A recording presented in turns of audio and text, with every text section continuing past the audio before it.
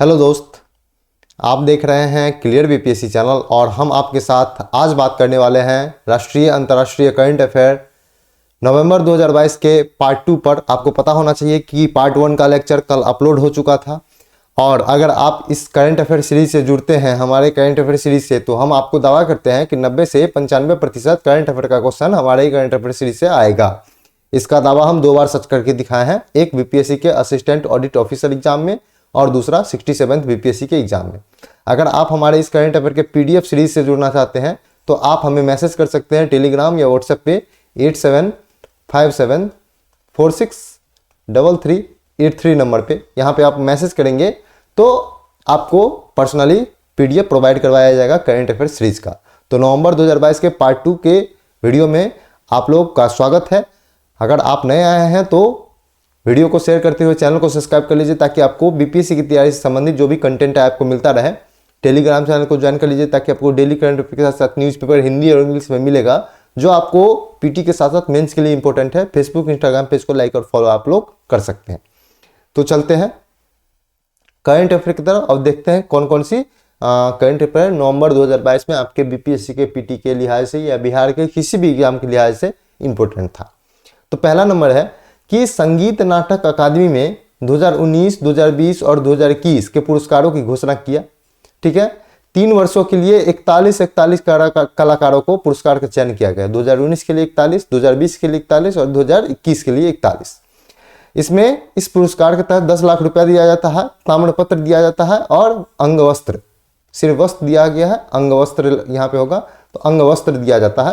तो इन तीनों 10 लाख रुपया ताम्रपत्र और अंग वस्त्र, ये जो ताम्रपत्र ये जो प्लस है ये अंग से पहले आएगा तो अंग वस्त्र आप लोग करेक्शन कर लेंगे। तो ये प्रत्येक कलाकार को दिया जाता है। अब देखते हैं कि इसी पुरस्कार के साथ बिस्मिल्लाह खां युवा पुरस्कार 2019, 2020 और 2021 की घोषणा किया गया। बिस्मिल्लाह खां पुरस्कार जो है संगीत के क्षेत्र में, नाटक के क्षेत्र में, जनजातीय नृत्य के क्षेत्र में और समग्र योगदान के क्षेत्र में, जितने योगदान में संगीत नाटक अकादमी का पुरस्कार की घोषणा की जाती है उतने ही क्षेत्र में बिस्मिल्लाह खां युवा पुरस्कार का भी पुरस्कार की घोषणा की जाती है। बिस्मिल्लाह खां युवा पुरस्कार में 40 वर्ष से कम उम्र के कलाकार को यह पुरस्कार दिया जाता है और इसमें 3 वर्षों के प्रत्येक वर्ष में 33 कलाकार को चयन किया गया था पुरस्कार के लिए और प्रत्येक कलाकार को 25,000 रुपए की राशि इसके तहत दी जाती है बिस्मिल्लाह खां युवा पुरस्कार के तहत। तो इसको याद रखेंगे। अगले न्यूज की तरफ अगला न्यूज है कि संगीत नाटक अकादमी का अमृत पुरस्कार की घोषणा आजादी के 75 वर्ष पूरा होने पर सिर्फ इसी वर्ष के लिए 75 वर्ष से अधिक उम्र के 86 कलाकार को दिया जाएगा जिन्हें अभी तक एक भी पुरस्कार नहीं मिला है। तो सिर्फ इसी वर्ष ये पुरस्कार दिया जाएगा और इसके बाद इस पुरस्कार की घोषणा नहीं की जाएगी। तो संगीत नाटक अकादमी अमृत पुरस्कार की घोषणा किया गया है। 75 उम्र से अधिक आजादी के 75 वर्ष के अवसर पर पूरा होने पर अवसर पर यह पुरस्कार की घोषणा की गई है। जो व्यक्ति 75 वर्ष से अधिक उम्र के हैं उनको दिया जाएगा और 86 कलाकार को चयन किया गया पुरस्कार देने के लिए। इसके तहत ऐसे कलाकार जिसको अभी तक एक भी पुरस्कार नहीं मिला है और इस पुरस्कार में 10 लाख रुपया ताम्रपत्र और अंगवस्त्र दिया जाएगा। तो याद रखेंगे संगीत नाटक अकादमी अमृत पुरस्कार पूछने की चांस 90% है इस क्वेश्चन का। अगला न्यूज है कि 23वां लाल बहादुर शास्त्री पुरस्कार 2022 इंडियन इंस्टीट्यूट ऑफ मैनेजमेंट के पूर्व निदेशक बकुल ढोलकिया को दिया गया। इसमें 5 लाख एवं प्रशस्ति पत्र दिया जाता है 23वां लाल बहादुर शास्त्री पुरस्कार 2022 के तहत। अगला न्यूज देखते हैं। अगला न्यूज है कि प्रसिद्ध हिंदी उपन्यासकार है जिनका नाम है श्रीलाल शुक्ला। इनकी स्मृति में इफ्को के द्वारा स्थापित किया गया है एक पुरस्कार जिसका नाम है इफ्को साहित्य पुरस्कार 2022। इसका घोषणा किया गया है और इस वर्ष बिहार के हिंदी कथाकार श्री जयनंदन को इस पुरस्कार के लिए चयन किया गया है इफ्को साहित्य पुरस्कार 2022 के लिए। बहुत इंपॉर्टेंट पॉइंट है, 100% पूछने का चांस है इसको। श्री जयनंदन है, उनकी प्रमुख रचना है कुछ, उनका नाम है श्रम एवं जयते, विघटन, सल्तनत की सुनो, गांव वालों, विश्व बाजार का ऊंट, कस्तूरी पहचानो वत्स, घर फूंक तमाशा और चौधराहट। इनकी प्रमुख रचना है श्री जयनंदन का। याद रखेंगे बिहार से संबंधित है इसलिए इनकी रचना को भी याद रखना जरूरी है। इस पुरस्कार के तहत प्रशस्ति पत्र दिया जाता है, प्रतीक चिन्ह दिया जाता है और 11 लाख की राशि दी जाती है। तो इसको याद रखेंगे। अगला न्यूज है कि राष्ट्रीय खेल पुरस्कार 2022 के तहत विभिन्न पुरस्कारों की घोषणा किया गया। इसमें मेजर ध्यानचंद खेल रत्न पुरस्कार 2022 शरत कमल अंचत जो टेबल टेनिस खिलाड़ी है उनको मिला और इसके तहत 25 लाख की राशि दी जाती है। अर्जुन पुरस्कार 2022 में 25 खिलाड़ी का चयन मिला, इसे 15-15 लाख रुपए दिया जाता है। द्रोणाचार्य पुरस्कार 2022 में 2 श्रेणी में दिया जाता है। नियमित श्रेणी में 4 व्यक्ति को 10-10 लाख रुपए दिया गया, वहीं लाइफ टाइम श्रेणी में 3 व्यक्ति को 15-15 लाख रुपया दिया गया। याद रखेंगे द्रोणाचार्य, अर्जुन और मेजर ध्यानचंद। इसके अलावा भी इसमें कुछ पुरस्कार दिया जाता है, उसकी भी बात करते हैं। अगला है कि लाइफ टाइम अचीवमेंट ध्यानचंद पुरस्कार में 4 खिलाड़ी को दिया गया, 10-10 लाख रुपया दिया जाता है। राष्ट्रीय खेल प्रोत्साहन पुरस्कार 2022 3 संस्था को ट्रॉफी और प्रशस्ति पत्र दिया गया। जो संस्था खेल को प्रोत्साहन देती है उसको यह पुरस्कार दिया जाता है, राष्ट्रीय खेल प्रोत्साहन पुरस्कार। और अंतिम है तेंजिंग नोर्गे राष्ट्रीय एडवेंचर पुरस्कार 2021। इसमें 3 खिलाड़ी को दिया गया और इसके तहत 15-15 लाख रुपया दिया जाता है, तो याद रखेंगे इसको भी। अगला न्यूज है कि 22वीं मिस अर्थ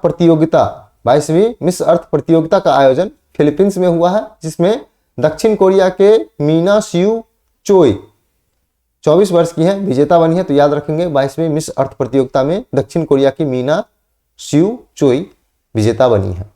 अगला न्यूज है कि दक्षिण कोरिया के कल्चरल फाउंडेशन के द्वारा प्रतिष्ठित पुरस्कार है जिसका नाम है सियोल शांति पुरस्कार 2022।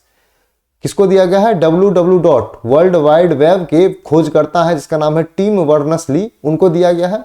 इसके तहत 2 लाख अमेरिकी डॉलर की राशि दी जाती है। 2018 में प्रधानमंत्री नरेंद्र मोदी को यह पुरस्कार दिया गया था और प्रत्येक 2 वर्ष पर यह पुरस्कार दिया जाता है। प्रत्येक व्यक्ति नहीं, जो चयनित व्यक्ति है उसको दिया जाता है, तो याद रखेंगे सियोल शांति पुरस्कार 2022। अगला न्यूज है कि प्रमुख वर्ष दिवस सप्ताह की बात करें तो 11 नवंबर को राष्ट्रीय शिक्षा दिवस मनाया गया। प्रथम शिक्षा मंत्री मौलाना अबुल कलाम आजाद के जन्म दिवस पर, आप लोग को पता होना चाहिए, सबको पता रहता है ये चीज। दूसरा है 11 नवंबर को ही प्रथम विश्व युद्ध की समाप्ति का स्मरण दिवस मनाया गया। 14 नवंबर को बाल दिवस मनाया जाता है प्रधानमंत्री जवाहरलाल नेहरू के जन्म दिवस पर। 14 नवंबर को विश्व मधुमेह दिवस। 15 नवंबर को बिरसा मुंडा की जयंती मनाया जाता है और इसी की जयंती के उपलक्ष्य में जनजातीय गौरव दिवस भी मनाया जाता है। प्रधानमंत्री नरेंद्र मोदी ने इसे मनाने की घोषणा कब किया था? 2021 में किया था इसका फैसला। 16 नवंबर को राष्ट्रीय प्रेस दिवस मनाया जाता है और अंतर्राष्ट्रीय सहिष्णुता दिवस मनाया जाता है। 26 नवंबर को राष्ट्रीय विधि दिवस मनाया जाता है, तो इतनी दिवस आप लोग याद रखेंगे। अगले न्यूज की तरफ चलते हैं। अगला न्यूज है कि विदेश मंत्रालय के द्वारा 17वां प्रवासी भारतीय दिवस का आयोजन 8 से 10 जनवरी 2023 के बीच मध्य प्रदेश के इंदौर शहर में किया जाएगा। इसका आयोजन प्रत्येक 2 वर्ष पर होता है और इस वर्ष इस सम्मेलन का थीम है diaspora reliable partner for India progress in Amritkaal. तो याद रखेंगे इसका थीम के बारे में, थीम पूछ सकता है। सम्मेलन के मुख्य अतिथि कौन होंगे? गुयाना के राष्ट्रपति मोहम्मद इरफान अली साहब इस सम्मेलन के मुख्य अतिथि होंगे। आपको पता होना चाहिए कि जो विदेशी जो राष्ट्र प्रमुख होते हैं उसे भारत बुलाने के गणतंत्र दिवस के अवसर पर भारत बुलाने का परंपरा रहा है और साथ में प्रवासी भारतीय दिवस का जो मुख्य अतिथि होता है वो किसी विदेशी भारतीय मूल के व्यक्ति ही होते हैं। तो अगला न्यूज की तरफ चलते हैं। अगला न्यूज है प्रमुख युद्धाभ्यास की बात करें तो पहला है मालाबार नौसेना युद्धाभ्यास 2022।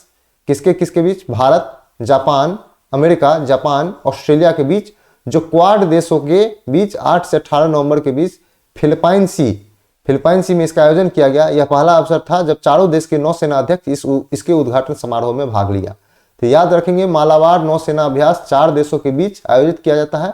ये 4 देश कौन है? ये भारत, अमेरिका, जापान और ऑस्ट्रेलिया। तो याद रखेंगे इस चारों देशों का नाम। अगला युद्धाभ्यास है 7वां गरुड़ वायुसेना अभ्यास 2022 का आयोजन किस देशों के बीच हुआ? भारत और फ्रांस के बीच। कहां पे? जोधपुर में संपन्न हुआ है। अगला युद्धाभ्यास है 18वां युद्धाभ्यास 2022 भारत और अमेरिका के बीच थल सेना अभ्यास है। कहां पे हुआ? उत्तराखंड के औली में। अगला है ऑस्ट्रा हिंद थल सेना युद्ध अभ्यास 2022 किसके बीच? भारत और ऑस्ट्रेलिया के बीच हुआ है। कहां पे? राजस्थान के महाजन फील्ड में इसकी उद्घाटन, इसका जो आयोजन किया गया था। और 5वां है समन्वय 2022। समन्वय क्या है? भारत और आसियान देशों के बीच मानवीय सहायता एवं आपदा राहत कार्य के लिए इसका आयोजन किया गया था। कहां पे? आगरा के वायु सैनिक केंद्र पे। तो याद रखेंगे इन पांचों सैन्य अभ्यास, युद्ध अभ्यास को एग्जाम के लिहाज से ये पांचों बहुत ही VVI है, इसको VVI करके आप लोग चलेंगे। इससे एक क्वेश्चन बनने की उम्मीद तो है, कम से कम ऑस्ट्रा हिंद तो बन जाए, क्योंकि यह प्रथम युद्धाभ्यास है ऑस्ट्रा हिंद नाम से भारत और ऑस्ट्रेलिया के बीच। अगला न्यूज है कि फीफा फुटबॉल विश्व कप का आयोजन कतर में 20 नवंबर से 18 दिसंबर 2022 के बीच होगा, जिसमें 32 टीमें भाग ले रही हैं। 2022 में सर्वोच्च रैंक वाली टीम की सर्वोच्च टॉप नंबर पे टीम की बात करें तो वह है ब्राजील, लेकिन ब्राजील जो है अभी टूर्नामेंट से बाहर हो चुका है, हारकर फाइनल में फ्रांस और अर्जेंटीना खेलेगी। अगला न्यूज है कि विश्व युवा मुक्केबाजी चैंपियनशिप 2022 का आयोजन 14 से 26 नवंबर के बीच स्पेन के ला नूसिया शहर में किया गया। इस चैंपियन में भारत ने 4 स्वर्ण पदक, 3 रजत पदक और 4 कांस्य पदक मिलाकर के कुल 11 पदक जीता और पदक तालिका में दूसरा स्थान पर रहा। तो ये इंपॉर्टेंट हो जाता है, तो याद रखेंगे इसको। अगले न्यूज की तरफ चलते हैं। अगला न्यूज क्या है, देखते हैं कि अंतर्राष्ट्रीय क्रिकेट परिषद ICC इंटरनेशनल क्रिकेट काउंसिल ने 8वां T20 क्रिकेट विश्व कप का आयोजन ऑस्ट्रेलिया में 16 अक्टूबर से 13 नवंबर 2022 के बीच कराया था। अगला न्यूज है कि फाइनल मैच में इंग्लैंड ने पाकिस्तान को 5 विकेट से हरा करके अपना दूसरा T20 अंतर्राष्ट्रीय T20 का खिताब जीता। कौन? इंग्लैंड पाकिस्तान को हरा करके जीता है। विजेता को $16 लाख और उपविजेता को $80,000 की राशि मिली। टूर्नामेंट में 16 टीमों ने भाग लिया था, जिसमें से 12 टीम मुख्य दौर में भाग लिया, 4 टीम क्वालिफायर में बाहर चुका था हार करके। टूर्नामेंट में सर्वाधिक रन किसने बनाया? तो भारत के विराट कोहली ने 296 रन बनाया। वहीं सर्वाधिक विकेट श्रीलंका के वैनेंदु हसरंगा ने 15 विकेट लिया। और टूर्नामेंट के सर्वश्रेष्ठ खिलाड़ी की बात करें तो इंग्लैंड के सैम करन को चुना गया। ऑलराउंडर है इंग्लैंड के सैम करन, उनको टूर्नामेंट ऑफ द प्लेयर चुना गया। आगे देखते हैं कि टूर्नामेंट में कुल 2 शतक लगा। पहला है रीली रोसू, दक्षिण अफ्रीका के खिलाफ शतक मारा। दक्षिण अफ्रीका के खिलाड़ी है रीली रोसू, उन्होंने, और ग्लेन फिलिप्स न्यूजीलैंड के खिलाड़ी हैं, उन्होंने भी शतक अपना लगाया। ICC ने टूर्नामेंट खत्म होने के बाद अपना टीम ऑफ द टूर्नामेंट घोषित किया, जिसमें 3 भारतीयों को शामिल किया। पहला है विराट कोहली, दूसरा है सूर्य कुमार यादव और तीसरा है हार्दिक पांड्या। इंग्लैंड के भी 2 खिलाड़ी को शामिल किया गया, पाकिस्तान के भी 2 खिलाड़ी को शामिल किया गया।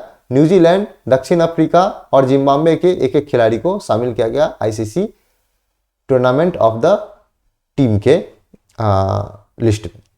अगला न्यूज है कि भारतीय क्रिकेट कंट्रोल बोर्ड BCCI ने एक दिवसीय मैच, BCCI द्वारा आयोजित किया जाता है एक दिवसीय मैच, जिसका नाम है विजय हजारी ट्रॉफी टूर्नामेंट।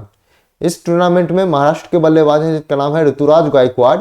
उन्होंने उत्तर प्रदेश के गेंदबाज है शिवा सिंह, उसके 1 ओवर में 7 छक्का लगाया और कुल 43 रन बना करके रिकॉर्ड बनाया ऋतुराज गायकवाड़ ने शिवा सिंह के ओवर में। अगला न्यूज है कि एशियाई टेबल टेनिस कप में महिला वर्ग में कांस्य पदक जीतने वाली प्रथम भारतीय महिला कौन बनी है? मनिका बत्रा बनी है। ये VVI है और इसके 100% पूछने का चांस है। अगला न्यूज है कि पुरुष टेनिस के प्रतिष्ठित डेविस कप 2022 का आयोजन स्पेन के मलागा शहर में हुआ, जहां कनाडा ने ऑस्ट्रेलिया को हरा करके अपना प्रथम खिताब जीता है। तो याद रखेंगे पुरुष का प्रतिष्ठित डेविस कप। अगला न्यूज की तरफ, अगला न्यूज है कि एशियाई हॉकी महासंघ के पूर्व कार्यकारी अधिकारी हैं जिनका नाम है तैयब इकराम, पाकिस्तान के हैं। उन्हें अंतर्राष्ट्रीय हॉकी महासंघ का अध्यक्ष चुना गया है। तैयब इकराम अब अंतर्राष्ट्रीय हॉकी महासंघ का अध्यक्ष होगा, पाकिस्तान से आते हैं, याद रखेंगे। अगला न्यूज है कि 48वां पायोली एक्सप्रेस एवं उड़न परी के उपनाम से विख्यात, जिनका नाम है धाविका, कहने का मतलब है कि दौड़ती थी, दौड़ रेस में भाग लेती थी, धाविका PT ऊषा ने भारतीय ओलंपिक संघ का नए अध्यक्ष बने और यह पद पर बैठने वाली भारत की प्रथम महिला भी होंगी, जिनका नाम है PT ऊषा। अगर आप हमारे PDF करंट अफेयर सीरीज से जुड़ना चाहते हैं, इसका PDF पाना चाहते हैं, तो आप हमसे व्हाट्सएप पे 8757463383 नंबर पर संपर्क करें, या नहीं तो टेलीग्राम पे संपर्क करें। टेलीग्राम का लोगो भी लगा हुआ है। व्हाट्सएप पे भी आप संपर्क करेंगे तो आपको PDF प्रोवाइड करवाया जाएगा। अगला न्यूज है कि भारत में अंतरिक्ष क्षेत्र के चेन्नई स्थित एक स्टार्टअप है जिसका नाम है अग्निकुल कॉस्मोस। उन्होंने अग्निकुल लॉन्च पैड और अग्निकुल मिशन कंट्रोल सेंटर स्थापित किया है। कहां पे स्थापित किया है? भारत का प्रथम निजी लॉन्च पैड और कंट्रोल सेंटर होगा यह। अग्निकुल लॉन्च पैड और Agnikul mission control centre Bharat का प्रथम निजी लॉन्च पैड और निजी कंट्रोल सेंटर होगा। दूसरा है इसकी स्थापना इसरो के श्रीहरिकोटा में स्थित सतीश धवन स्टेशन में ही किया गया है। इसका उद्घाटन जो है इसरो के अध्यक्ष एस सोमनाथ ने किया था और इस लॉन्च पैड से प्रथम रॉकेट का उड़ान जो है अग्निकुल कॉस्मोस का ही रॉकेट का उड़ान किया जाएगा जिसका नाम है अग्निबाण। तो अग्निकुल से प्रथम रॉकेट जो उड़ेगा उसका नाम है अग्निबाण, जिसका डिजाइन अग्निकुल कॉस्मोस ने किया है।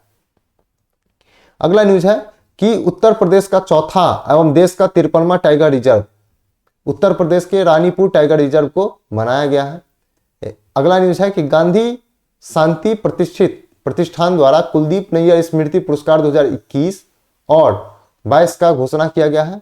2021 में यह पुरस्कार स्वतंत्र पत्रकार हैं जिनका नाम है अजीत अंजुम, उनको दिया गया है और 2022 का यह पुरस्कार द वायर के सीनियर एडिटर हैं जिनका नाम है आरफा खानम शेरवानी, उनको यह पुरस्कार दिया गया है। अगला न्यूज है कि एशिया यूनिवर्सिटी रैंकिंग 2023 क्वाक्वारेली साइमंड्स के द्वारा जारी किया गया है, क्वाक्वारेली साइमंड्स के द्वारा, जिसमें 118 भारतीय संस्थान को जगह मिला। भारत के प्रथम आईआईटी मुंबई 40वां स्थान पर रहा। भारत से यह प्रथम स्थान है और विश्व में 40वें स्थान पर यह संस्थान रहा था भारत का आईआईटी मुंबई। अगले न्यूज देखते हैं। अगला न्यूज है कि काशी तमिल संगम समारोह 2022 का आयोजन उत्तर प्रदेश के वाराणसी शहर में, जिसे काशी भी कहते हैं, 17 नवंबर से लेकर के 16 दिसंबर के बीच होगा, जिसका उद्घाटन प्रधानमंत्री नरेंद्र मोदी ने किया है। अगला न्यूज है, ये पूछने की संभावना है 100%, याद रखेंगे। अंतरराष्ट्रीय टेबल टेनिस महासंघ के एथलीट के आयोग का सदस्य बनने वाले प्रथम भारतीय खिलाड़ी कौन बने? शरत कमल अंचत, जो टेबल टेनिस खिलाड़ी हैं। अगला न्यूज है कि 2022 में प्रथम बार आर्मी एयरफोर्स दोनों ने मिलकर के शत्रुनाश नाम से एक इंटीग्रेटेड अभ्यास 19 से 21 नवंबर के बीच बीकानेर राजस्थान में आयोजित किया। याद रखेंगे, शत्रुनाश युद्धाभ्यास किसके बीच था? तो भारत के दो सेना आर्मी और एयरफोर्स के बीच था। याद रखेंगे इसको। अगला न्यूज है कि 9 नवंबर 2022 को भारत के 50वें मुख्य न्यायाधीश के रूप में DY चंद्रचूड़, जिनका नाम है धनंजय यशवंत चंद्रचूड़ जी बने। भारत के 50वें मुख्य न्यायाधीश हैं। इनका कार्यकाल लगभग 2 वर्ष का होगा। 16वें पूर्व मुख्य न्यायाधीश सुप्रीम कोर्ट के, जो 16वें पूर्व मुख्य न्यायाधीश हैं, जिनका नाम है YV चंद्रचूड़, उनके पुत्र हैं DY चंद्रचूड़। तो याद रखेंगे, दोनों बाप बेटा सुप्रीम कोर्ट के CJI बन चुके हैं और प्रथम ऐसा बाप बेटा है जो सुप्रीम कोर्ट के CJI बने हैं। अगला न्यूज है कि संयुक्त राष्ट्र महासभा ने 18 नवंबर को बच्चों के यौन शोषण और दुर्व्यवहार को उजागर करने के लिए एक प्रस्तावना को मंजूरी दिया है। यह प्रस्तावना अफ्रीकी देश सिएरा लियोन और नाइजीरिया के द्वारा संयुक्त राष्ट्र संघ में के महासभा में लाया गया था। अगला न्यूज है कि शंघाई सहयोग संगठन के 23वें शिखर सम्मेलन 2023 की अध्यक्षता भारत करेगा। 2023 का सम्मेलन भारत में होगा और एससीओ का 22वां शिखर सम्मेलन 2022 उज्बेकिस्तान में आयोजित हुआ था। आपको करंट अफेयर न्यूज अगर देखते होंगे तो आपको बताया होगा, हम उज्बेकिस्तान के बारे में, इसका एससीओ की मीटिंग के बारे में डिटेल्स में चर्चा किए थे, जाकर के अगर नहीं देखे हैं तो देख सकते हैं। अगला न्यूज है, इसी में है कि एससीओ जो है एससीओ का प्रथम सांस्कृतिक एवं पर्यटन राजधानी किसको बनाया गया है?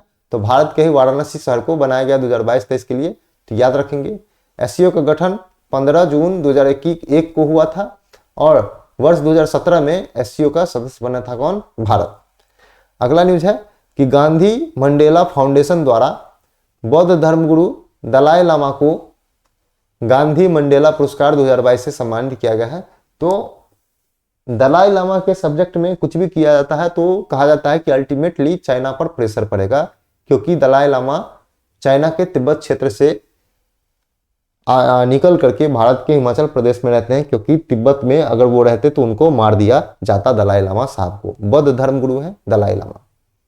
अगला न्यूज है कि भारत नई दिल्ली में 2023 महिला विश्व बॉक्सिंग चैंपियंस की मेजबानी करेगा। कौन? भारत करेगा महिला विश्व बॉक्सिंग चैंपियनशिप का मेजबानी।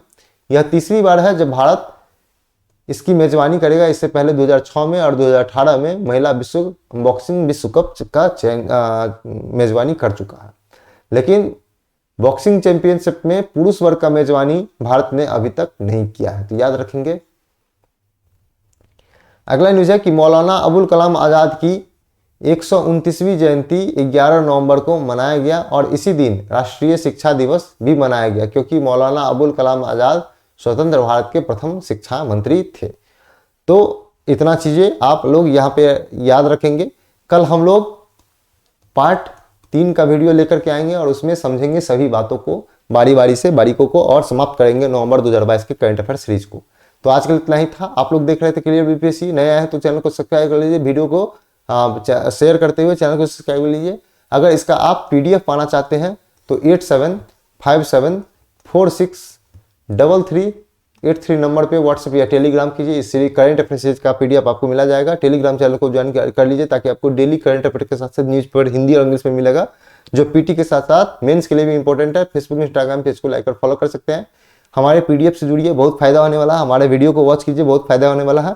तो आज के लिए इतना ही है। पढ़ते रहिए, रिवीजन करते रहिए। Thank you so much.